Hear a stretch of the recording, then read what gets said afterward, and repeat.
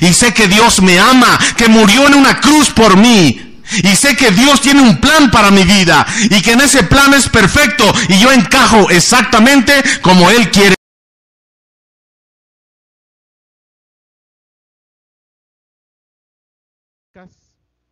Capítulo 13. ¿Sí? Crónicas es un libro del Antiguo Testamento. ¿Sí? ¿Lo tenemos? Primer libro de Crónicas, capítulo 13. Primero de Crónicas. Crónicas, no es Corintios, es Crónicas. ¿Sale? Libros históricos, ¿ah, Daniel? ¿Cuántos libros históricos tenemos? 12. Muy bien. Primero de Crónicas, capítulo 13. ¿Ya lo tenemos todos? Le voy a dar lectura del 1 al 14. Usted me sigue con su vista, o sea, todo el capítulo. Dice la palabra de Dios: después de consultar a los jefes de 1000 y de 100 soldados y a todos los oficiales, David dijo a toda la asamblea de Israel: si les parece bien y si es lo que el Señor nuestro Dios desea, invitemos a nuestros hermanos que se han quedado por todo el territorio de Israel, y también a los sacerdotes y levitas que están en los pueblos y aldeas, a que se unan a nosotros para traer de regreso el arca de nuestro Dios.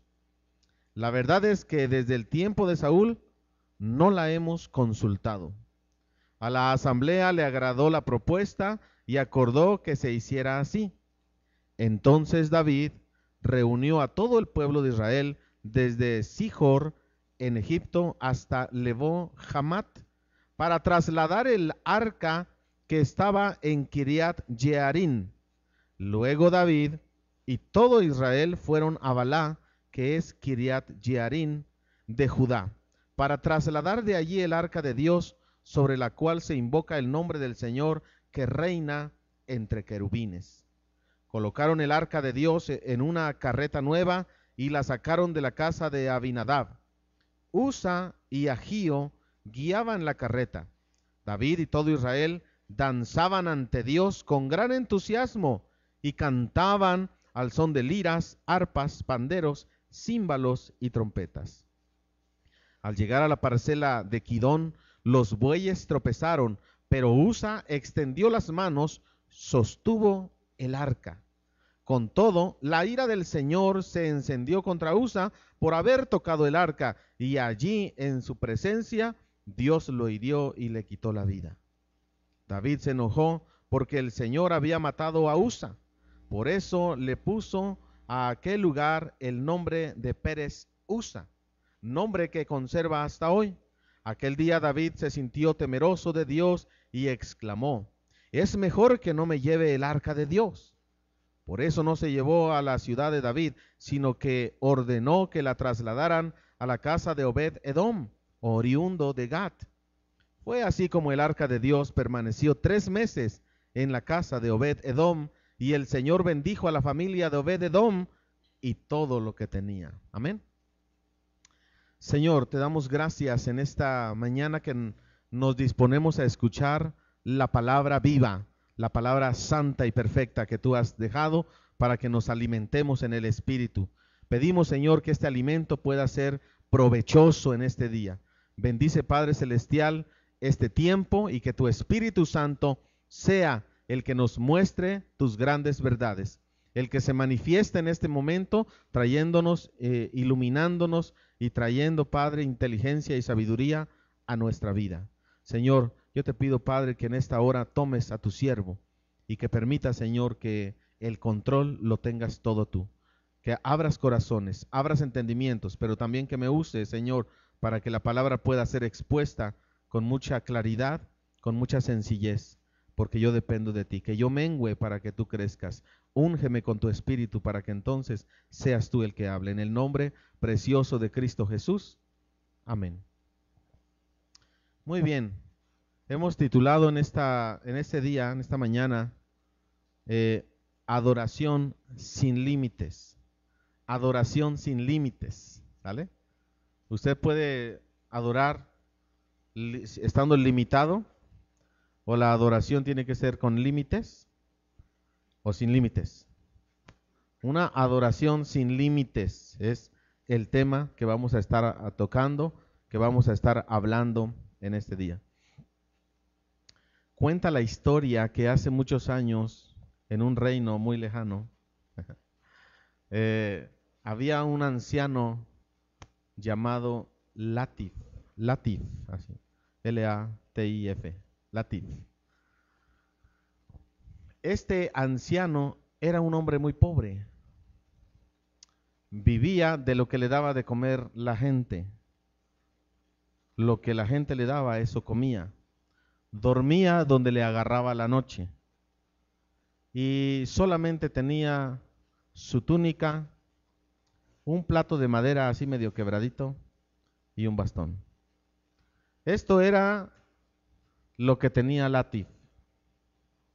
Pero ¿sabe qué más era Latif?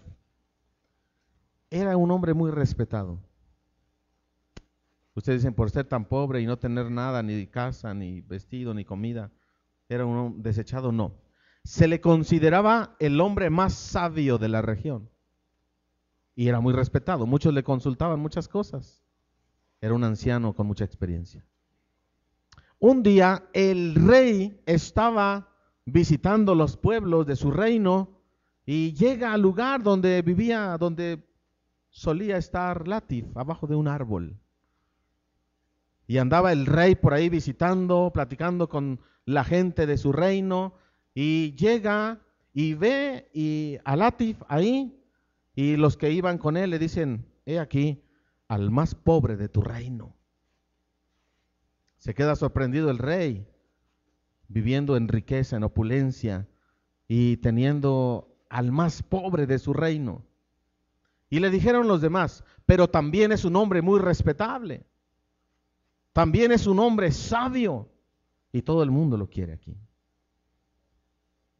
El rey se sorprendió ante esta situación de pobreza, pero de sabiduría también. Así de que se acerca el rey a Latif y le dice, te voy a dar esta moneda de oro si me contestas una pregunta. Latif le contesta al rey, ¿y yo para qué querría esta moneda de oro? Pero de todas formas, pregúntame. Así es de que el rey, sorprendido ante ese desafío, le pregunta algo que durante días había estado inquietándolo, no había podido dormir, tenía un problema en el reino, sus asesores no habían podido ayudarle, y entonces le hace la pregunta a Latif. Sorprendido el rey de la respuesta, una respuesta acertada, coherente, lógica, que solucionaba la problemática que estaba viviendo, y el rey se va, le deja la moneda ahí a sus pies y se va. Al siguiente día, ¿qué creen que hizo el rey? Vino a buscar a Latif. Le hizo otra pregunta. Y se sorprendió por la lucidez de este anciano. Se sorprendió por la experiencia y la sabiduría que este anciano tenía. Se baja del caballo el rey, se sienta junto a él y le dice, Latif, te necesito conmigo. Yo quiero ser un buen rey. Quiero ayudar a mi pueblo. Y te necesito. Quiero que vayas conmigo al palacio real y que seas mi asesor. Latif por unos minutos lo pensó. ¿Y qué creen que contestó? ¿Que sí o que no? Pues no, dijo que sí. Dijo que sí. Y se fue Latif al palacio real. Llegó, le dieron una habitación tremenda, le dieron ropa nueva, un lugar para que se bañara, perfumes muy caros, sirvientes ahí dispuestos a lo que él necesitaba, a 200 metros aproximadamente de la habitación real, y ahí estaba Latif. Aquel hombre que era el hombre considerado más pobre del reino, ahora estaba siendo un asesor del rey, viviendo en el palacio. Toda consulta, todos los días, el rey lo mandaba llamar para consultarle, nada sucedía si no era consultado antes a Latif. Él vivía con sirvientes, con ropa nueva, con comida abundante, cosa que él no tenía. Pasó un mes, pasó 6 meses, pasó un año. Y ahí estaba Latif. Y se había convertido en una persona muy importante, muy influyente para el rey. El rey cualquier cosa le consultaba a su asesor de confianza. Y el reino empezó a prosperar y las cosas comenzaron a funcionar y el pueblo estaba contento y el rey estaba contento, pero nunca faltan los envidiosos. Había otros asesores por ahí que dijeron, este cuate está interfiriendo en nuestros intereses, así es de que tenemos que buscar algo para que no siga avanzando en esta carrera, ¿no?, que tiene. Entonces, de alguna manera, otros asesores envidiosos, malos, empezaron a buscar formas para echar abajo toda la obra que estaba haciendo Latif. Un día los asesores llegan ante el rey y le dicen, rey, hemos descubierto una conspiración. Latif te quiere derrocar como rey. Pero ¿cómo creen? Eso no es posible. No lo creo. Mira, dice, todos los días en la tarde, Latif sale, se reúne, no sabemos con quién todavía, pero todas las tardes sale muy sospechoso, entra en una casa que está fuera del palacio y ahí él se reúne con alguien, está conspirando contra ti porque te quiere derrocar, pero no puede ser, tú mismo lo puedes ver, mira, todos los días a las 6 de la tarde él sale para esa casa, tú puedes observarlo. Así es que el rey se prepara, busca un lugar escondido y ve cómo Latif sale del palacio, mira para todos lados y Latif corre a esa casa y se mete. El rey no podía creerlo. Rápidamente el rey con su guardia personal, va y a esta casa, tira la puerta y encuentran a Latif. Pero está solo. Solamente está una túnica, un platito de madera medio quebrado y un bastón. No hay ninguna salida extraña, secreta, no hay nadie con él. Y le pregunta al rey, ¿pero qué haces aquí? ¿Por qué estás tú solo aquí? Y Latif le contesta lo siguiente, hace un año que estoy en palacio. Hace un año yo no tenía lo que tengo ahora. Lo único que tenía es esta túnica, este plato y este bastón. Ahora tengo los mejores manjares que puedan existir en este planeta. La mejor ropa la estoy vistiendo. Tengo sirvientes que me ayudan en todo. Vengo todas las tardes, todos los días aquí a contemplar esta túnica, este plato y este bastón.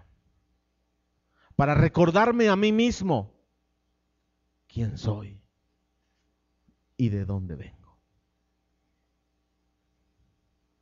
Hermano, la adoración sin límites es la adoración que día con día te hace recordar quién eres y de dónde vienes. Precisamente Dios quiere que nos volvamos a la cruz para que se quite toda vanidad, toda soberbia, todo orgullo de nuestra vida y recordar quién es Dios y quiénes somos nosotros. Amén. Vamos a analizar 3 aspectos en este día de nuestro pasaje de primer libro de Crónicas sobre adoración sin límites. El primero es adoración sin límites. La adoración sin límites es aquella que se hace en unidad. Es aquella que se hace en unidad. Fíjate, ¿qué estaba preparando el rey David?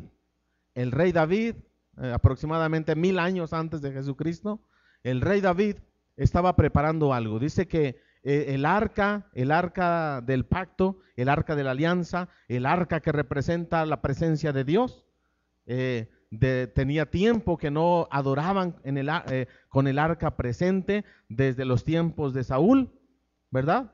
20 años estuvo el arca en un lugar, pero ahora dice David, vamos a llevarlo a Jerusalén. vamos a llevarlo a la ciudad de David. ¿Sale? Y ahí estaba el plan. ¿Y qué hizo David? Voy a preparar a los levitas y con ellos unos 10, 15 y voy a ir por el arca y la vamos a ir a llevar a la ciudad de David. ¿Así fue de sencillo? ¿Sí o no? No, ¿verdad? Dice la palabra de Dios que consultó David a los jefes del ejército, a todos los oficiales, a los de 1000, a los de 100 y a todos los oficiales, les consultó, les dijo, vamos a hacer esto. Estaba promoviendo la unidad, estaba promoviendo una acción conjunta, no solamente de unos cuantos, sino él quería involucrar absolutamente a todos. ¿Qué era lo que quería? ¿Cuál era el propósito de David de llevar el arca a la ciudad de David o a Jerusalén? ¿Cuál era el propósito? Adorar a Dios.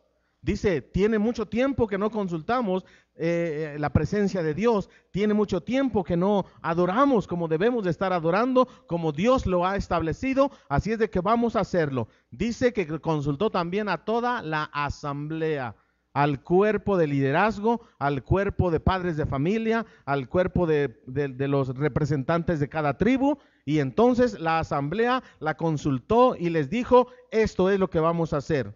A los que se han quedado en todo el territorio de Israel, dice a todos los hombres y mujeres que han quedado en el territorio después de todos estos eventos de guerra, de todos estos eventos que hemos tenido, vamos a llamarles para que vengan y juntos llevemos el arca, ¿sí o no? ¿Así dice la palabra? Unidad. Vamos a ver, la unidad que el rey David estaba convocando hacia la adoración. Dice también a los sacerdotes y a los levitas a que se unan a nosotros, ¿verdad? Unidad, sacerdocio, los levitas, obviamente aquí hace una diferencia, aunque los sacerdotes eran parte de los levitas y en ese sentido venían a unirse. Dice, David reunió a todo el pueblo de Israel con un propósito, ir y adorar, llevar el arca, adorar a Dios de una manera más excelente, como dice el apóstol Pablo.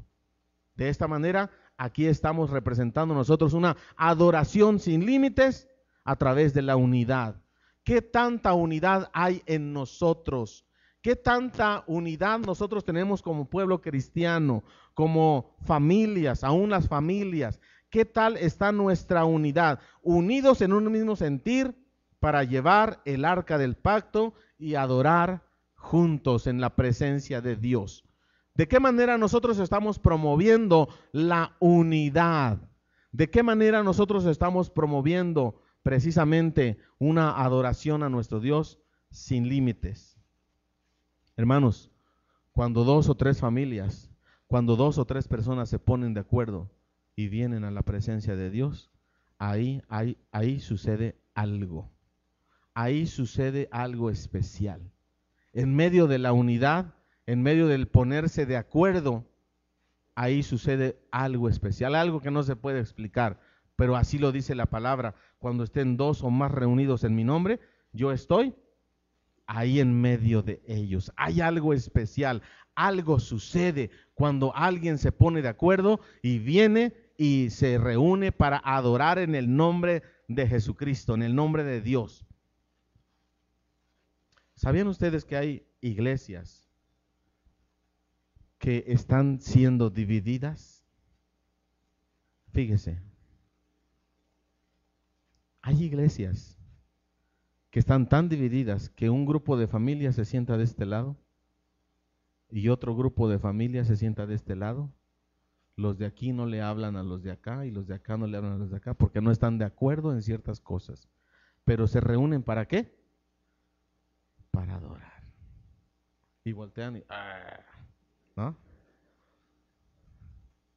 ¿Ustedes cómo consideran eso? ¿Ustedes creen que la adoración es efectiva? Que una sola familia o una sola persona no le hable a alguien de su hermano, pero viene a levantar sus manos y a cantar alabanzas a su Dios. Eso no es unidad. Ahí no se manifiesta el poder de Dios. Ahí no se manifiesta la presencia gloriosa que viene bendiciendo tu vida, llenándola de paz. No podemos nosotros venir a adorar a Dios con raíces de amargura contra el hermano. Dice la palabra de Dios que cuando tú vengas a traer tu ofrenda de alabanza, tu ofrenda de cualquier tipo, tu presencia como ofrecimiento a Dios, y ahí te das cuenta que tu hermano tiene algo en contra tuya, dejes a un ladito tu ofrenda, vayas, te pongas de acuerdo con tu hermano, te reconcilies con tu hermano, y después, ya que reconciliado, tomes tu ofrenda y la ofrezcas. La unidad. ¿De qué manera nosotros estamos promoviendo la unidad? ¿Estamos nosotros murmurando de la persona que está dirigiendo la alabanza? ¿Estamos murmurando de la familia que acaba de llegar y que se le hizo tarde? ¿Estamos murmurando y quejándonos por el clima, quejándonos porque la nave es muy fría, quejándonos porque las sillas están frías o lo que sea? ¿Este es el tipo de adoración en unidad? Claro que no. Dios no va a manifestar su gloria, Dios no va a hacer su presencia en medio de una situación de queja, de chisme, de murmuración o de división o de enojo o de pleito contra una familia contra otra. Muchas veces las mismas familias, vienen aquí y vienen divididas. Vienen enojadas, el esposo y la esposa enojados, molestos, los hijos se quedaron o la esposa se quedó, lo que sea, y vienen molestos, enojados. Este no es el tipo de adoración que está promoviendo el rey David. Él quiere que todo el pueblo en un mismo sentir vengan y adoren. Esta adoración es sin límites. La presencia de Dios se va a manifestar de una manera poderosa cuando nosotros verdaderamente busquemos ese tipo de unidad. Este tipo de unidad no se da solito. Este tipo de unidad se busca, se trabaja, se toman decisiones. No es meramente una emoción, no es meramente un sentimiento, es una decisión de querer ser hermano, un buen esposo, una buena esposa, de querer ser un buen congregante, un buen hijo de Dios, un buen miembro de la iglesia, que nos ponemos de acuerdo para llegar a este lugar y adorar a nuestro Dios en un mismo sentir y en un mismo propósito. La unidad, hermanos, la unidad de pensamiento, la unidad en acción provoca y genera algo especial en el pueblo de Dios. Cuando la gente invitamos a alguien, cuando la gente llega aquí porque ve el letrero o porque escucha alabanzas y ve a un pueblo unido y ve a un pueblo que se ama, que se procura, que se preocupa los unos por los otros, hermanos, hay algo especial ahí. Dice la palabra de Dios: en esto conocerán que son mis discípulos. ¿Quién conocerá? Los demás, los de allá afuera que no conocen a Dios, que viven sin esperanza, ¿sale? En esto conocerán ellos que ustedes son mis discípulos. ¿Y qué? Si se aman los unos a los otros. Y a través de la unidad del pueblo de Dios y a través del servicio conjunto y mutuo, entonces el mundo conocerá verdaderamente que nosotros somos los hijos de Dios. Unidos, dice, para que el mundo crea. Número 2. La adoración sin límites es aquella que se hace a la manera de Dios. Porque nosotros podemos creer que Dios se va a moldar a nosotros, que tengo una necesidad y Dios va a venir y me va a ayudar, que los mandamientos ya no son tan importantes, los podemos llamar de otra manera, ¿no? Ya el pecado no es pecado, es error, ¿no? Y nosotros queremos moldear la palabra a nuestra conveniencia, pero no es así.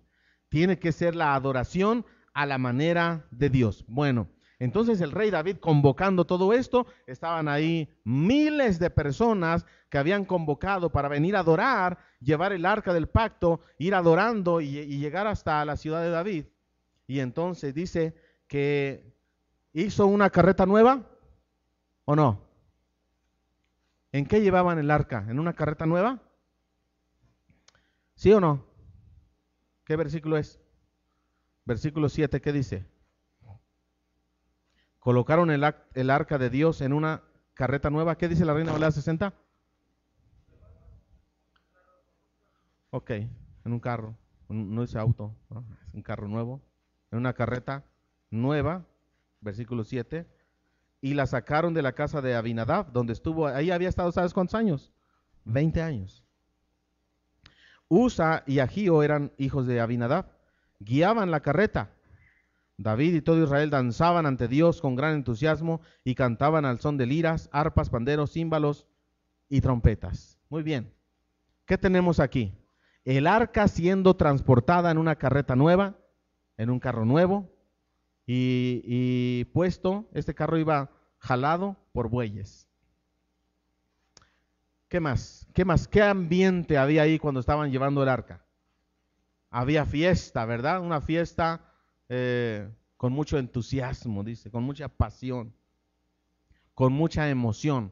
Danzaban, cantaban, había instrumentos musicales y esta era una grande fiesta. Llevaban el arca del pacto. ¿Qué significa el arca del pacto? Presencia de Dios. La presencia de Dios en medio de su pueblo. Así es de que ahí va. Y entonces, como dice el versículo, ¿qué? 8, no, 9. Al llegar a la parcela de Kidón, los bueyes tropezaron, pero Usa, el hijo de Abinadab, Usa, ¿saben quién es Usa? ¿Saben que Usa había convivido con el arca cuántos años? 20 años. ¿Sale? ¿Cuántos años tienes de ser cristiano tú? 20 años.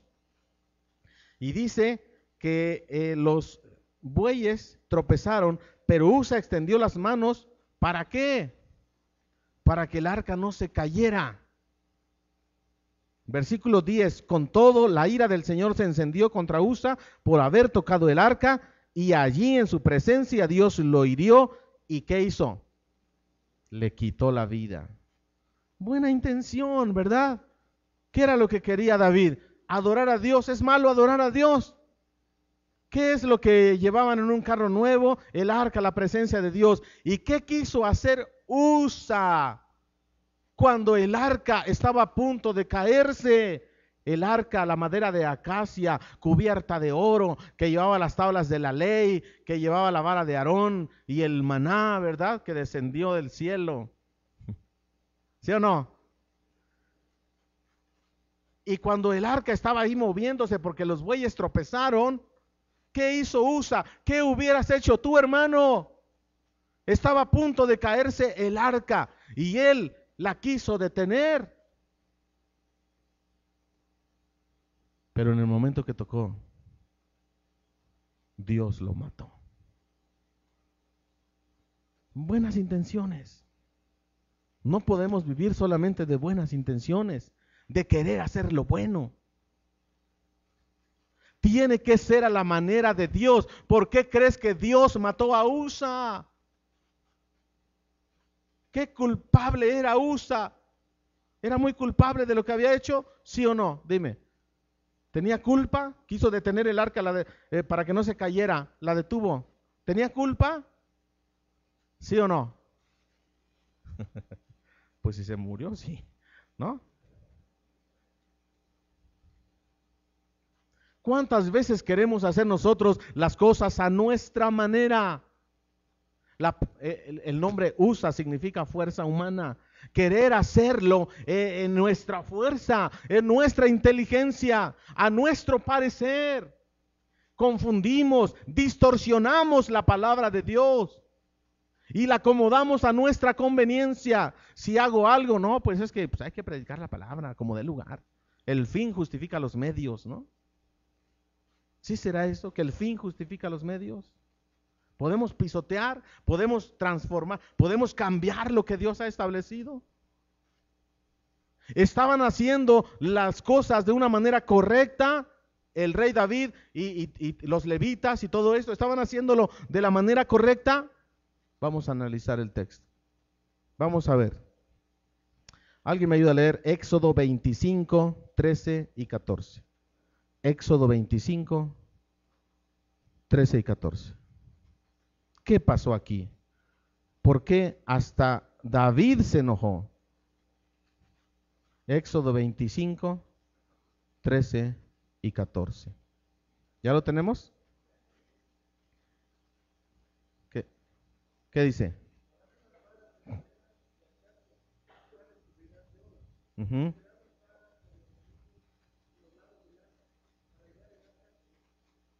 Bueno, ¿cómo debía ser transportada el arca?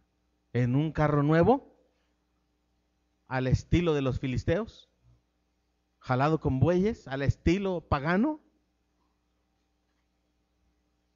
¿Cómo debía? ¿Había instrucciones específicas de cómo tenía que cargarse el arca?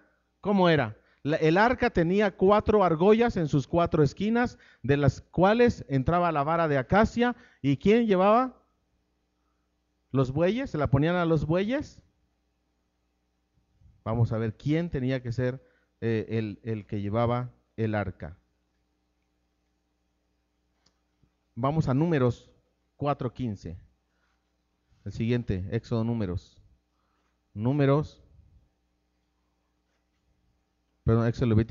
Éxodo, Levítico y Números, ¿verdad? Números 4:15.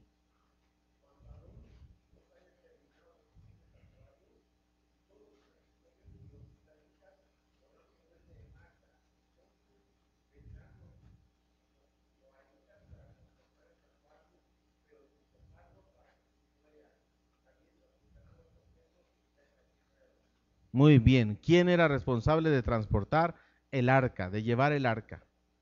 Gracias. Los coatitas, que eres un clan de qué tribu? De los levitas, de coates. De los levitas, ¿verdad? Los coatitas. ¿Quién entonces tenía que ser llevado en varas? ¿Tenía que ser llevado en bueyes? ¿Quién tenía que cargar esas varas y el arca? Los levitas, solamente los levitas. Ni siquiera ellos podían tocarla. Los levitas no podían tocar el arca. Iban a morir si tocaban el arca. Y el versículo 5 del capítulo 4 de Números, versículo 5, ¿cómo tenía que estar el arca? ¿Qué dice? Números 4:5.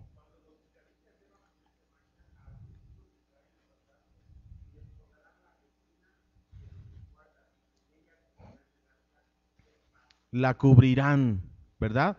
Había condiciones específicas para transportar, había condiciones específicas, pero a David y a todos los que estaban ahí dijeron, no, lo vamos a hacer a la manera de los filisteos, porque los filisteos así la habían transportado desde allá donde la tenían, que les fue mal, que fue una maldición para ese pueblo, y de tal manera que la regresaron. Y entonces, así como los filisteos transportaron el arca, dice David, así lo vamos a hacer nosotros. Teniendo el pueblo de Israel una instrucción específica, ellos decidieron cambiarla, ellos decidieron hacer algo distinto. Esto atenta contra la santidad de nuestro Dios. Esto atenta contra el mandamiento específico y claro que Dios tiene para su pueblo. Ahora podemos comprender que estaban haciendo las cosas mal, de tal manera que los bueyes tropezaron, el arca estaba a punto de caerse, Usa extiende su mano. ¿Es culpable Usa? Sí. Por no hacer las cosas a la manera de ¿quién? De Dios. ¿Cuántas veces nosotros, hermanos, nos equivocamos, nos frustramos, terminamos en tristeza por querer hacer las cosas a nuestra manera? Terminamos en muerte por querer hacer las cosas a nuestra. Tenemos el mandamiento específico, tenemos la instrucción clara en la palabra de Dios, pero queremos darle vueltas al asunto. Adoración sin límites es hacer las cosas a la manera de Dios, no a través de la fuerza humana.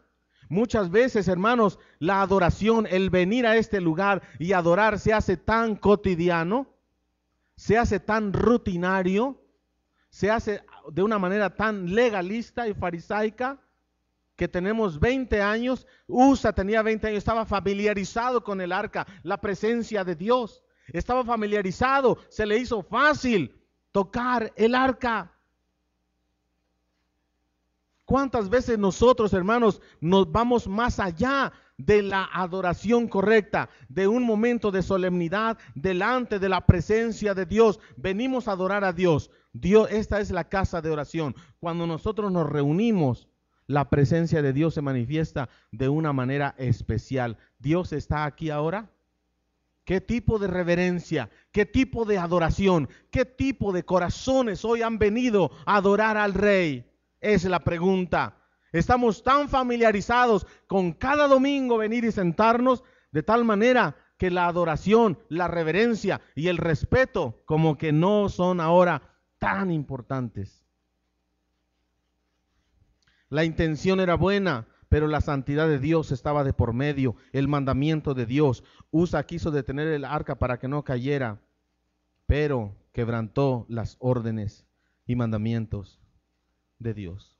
Ahora, como todo el pueblo estaba danzando, cantando, gritando de júbilo y alegría, dijo Dios, bueno, pues están emocionados, no hay que quitarles el momento especial que tienen, ¿no? Así dijo Dios. Eso no fue tan importante, hermanos. Eso no fue tan importante. Aquí lo que importaba era que verdaderamente cumplieran el mandamiento de Dios. ¿Qué es más importante? ¿El sacrificio de machos cabríos o es más importante la obediencia a la palabra de Dios? Dios nos está dando un mensaje, hermanos, para que nosotros cambiemos, si es necesario cambiar nuestro estilo de reverencia y adoración delante de tu Dios. ¿Quieres que Dios se manifieste? ¿Quieres que Dios se mueva en este lugar? Vamos a hacerlos a la manera de Él. Y quiero enlistar algunas cosas. Este lugar, cuando está el culto, el servicio, la predicación y la alabanza, ¿es lugar para comer galletas, sabritas o tomar refresco? Sin embargo, he visto que muchos lo hacen. ¿Este es el tipo de adoración que Dios quiere?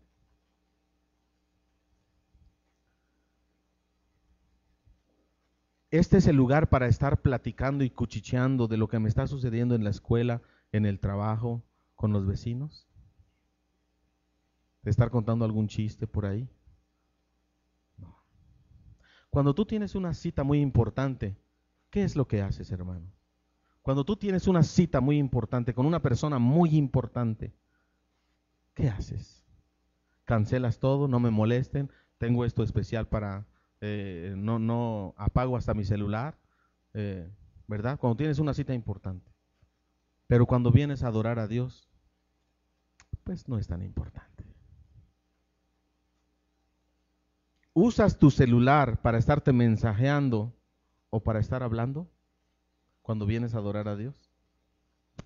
¿Apagas el celular, lo pones en vibrador y no contestas llamadas mientras estás adorando a tu Dios? Porque es un momento solemne de adoración, es un momento especial, es un momento... ¿Sabes qué es lo que haces? ¿Sabes qué es lo que haces cuando agarras suena tu celular? Ni siquiera lo pones en vibrador, suena todo lo que da, te paras en medio de la predicación y sales. ¿Sabes qué es eso?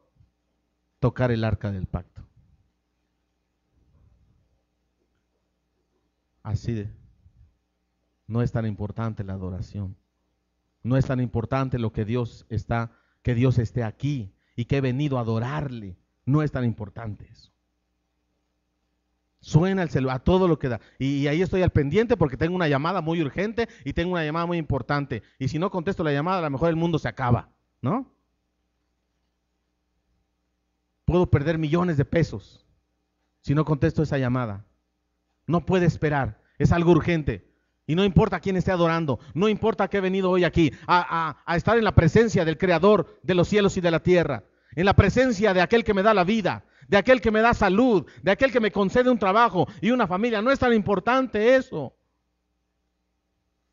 Adorar sin límites. ¿Quieres que la presencia de Dios se manifieste, hermano? Vamos a hacerlo bien. Vamos a tener esa reverencia, un lugar solemne, un tiempo para estar delante de nuestro Dios. Cuando vienes a la iglesia, cada 5 minutos te dan ganas de ir al baño. cuando decimos, vamos a orar, ¿es el momento de pararte y salir y relajarte y estirar tus huesos? Al fin que todo el mundo agacha la cabeza y cierra los ojos, ¿verdad? ¿Es el momento para ir al baño? ¿Es el momento para platicar, para hacer una llamada telefónica? Cuando vamos a platicar con Dios, ¿es el mejor momento para hacer otra cosa? ¿Al fin que nadie nos ve? No. Eso es tocar el arca y decirle a Dios, es a mi manera, no a la tuya. No podemos nosotros, hermanos, esperar bendiciones de Dios, esperar la manifestación gloriosa de Dios, esperar que Dios venga sanando nuestra tierra cuando nosotros estamos haciendo las cosas a nuestra manera.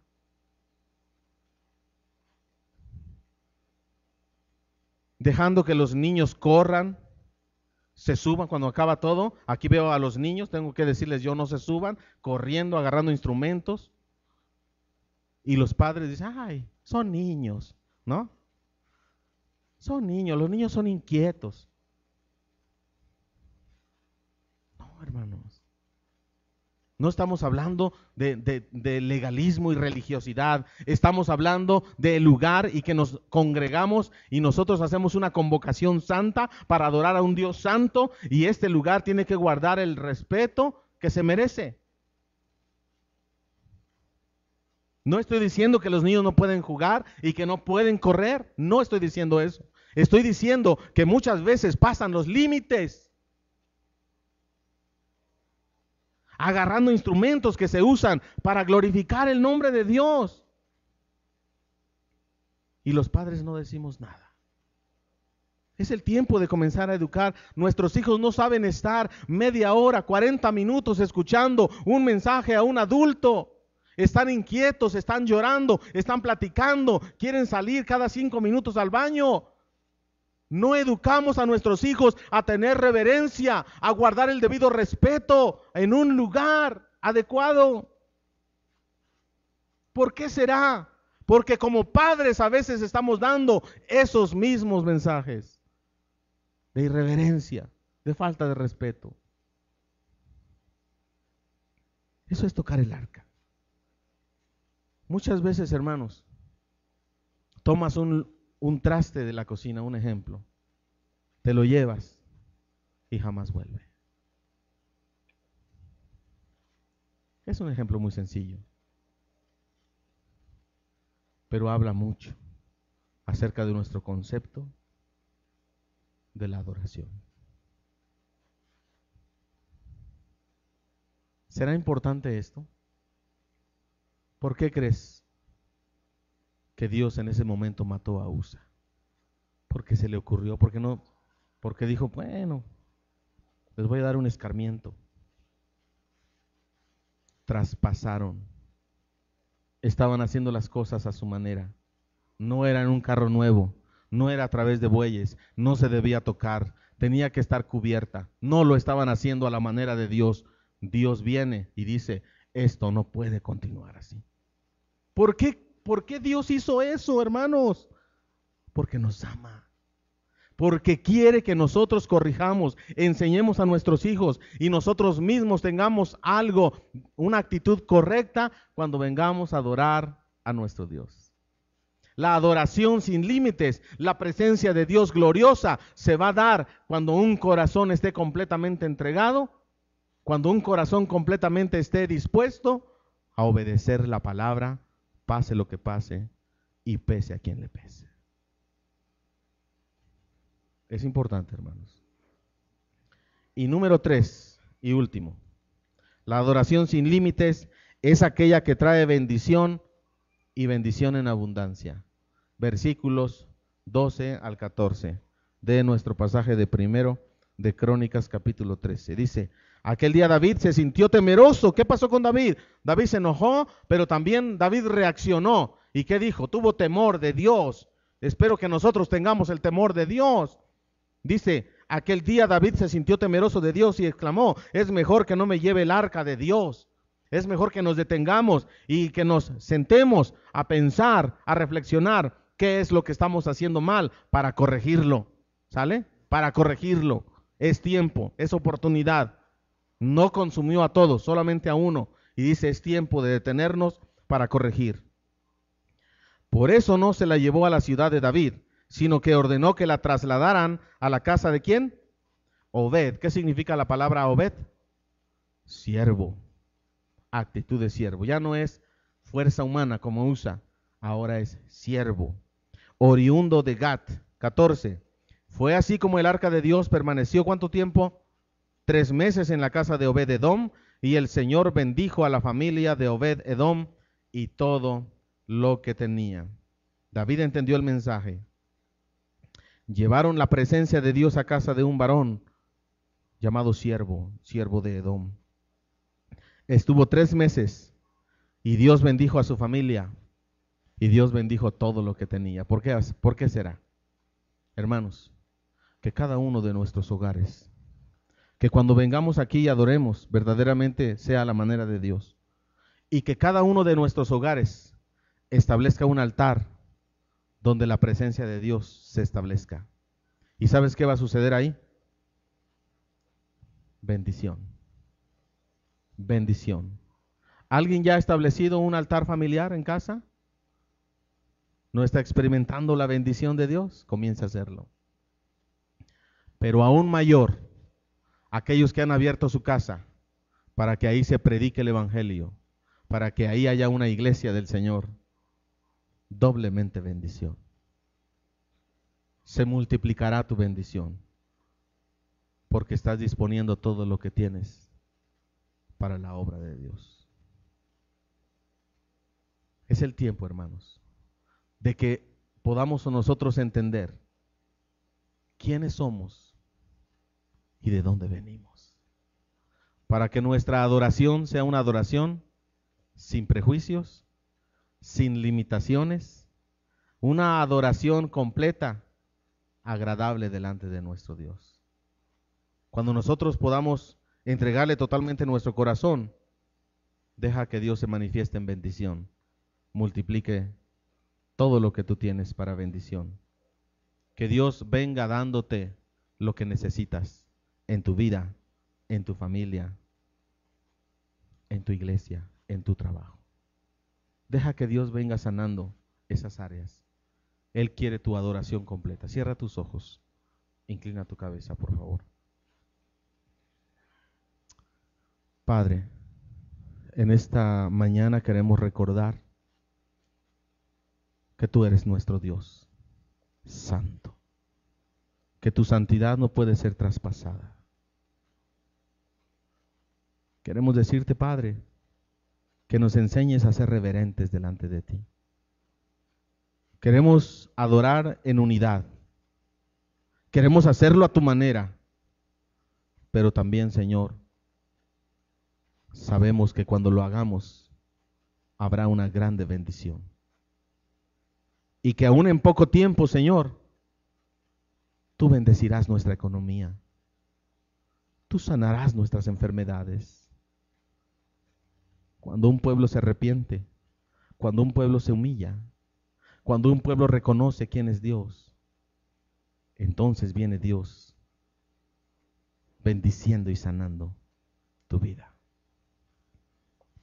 Por eso, Padre Celestial, queremos honrarte en esta mañana, cada familia que estamos hoy aquí, y decirte, perdona nuestros pecados, perdona nuestras irreverencias, perdona, Señor, porque muchas veces no hemos tomado en serio tu presencia y hemos traspasado los límites de tu santidad, o hemos querido traspasar.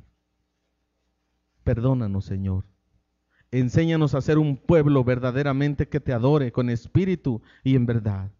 Un pueblo temeroso, Padre, para que nuestros hijos también crezcan amándote a ti por sobre todas las cosas. Padre Celestial, aquí están nuestras vidas. Enséñanos a ser buenos adoradores. La adoración sin límites, Padre, para que tu presencia y tu bendición vengan, para que nos convirtamos en siervos, recordando de dónde venimos, recordando quiénes somos, que no teníamos nada, pero tú nos has dado todo, la vida eterna. Conocerte a ti es algo maravilloso, es algo precioso. Señor, y ahí queremos continuar y perfeccionar nuestra vida y nuestra adoración, porque ahí está la vida, y eso es lo mejor que nos ha sucedido. Gracias, Padre, por estas familias aquí presentes. Enséñanos, Señor, a vivir el gozo de tu presencia, a vivir, Señor, en libertad de tu presencia, porque tú a eso has venido, a perdonar nuestros pecados, a limpiarnos de toda maldad y a que vivamos la plenitud de la paz, la plenitud del amor y la plenitud del gozo. Gracias, Padre, porque tú estás aquí. En el nombre precioso de tu Hijo amado, nuestro Señor y Salvador Jesucristo. Amén. Amén. Gracias a Dios.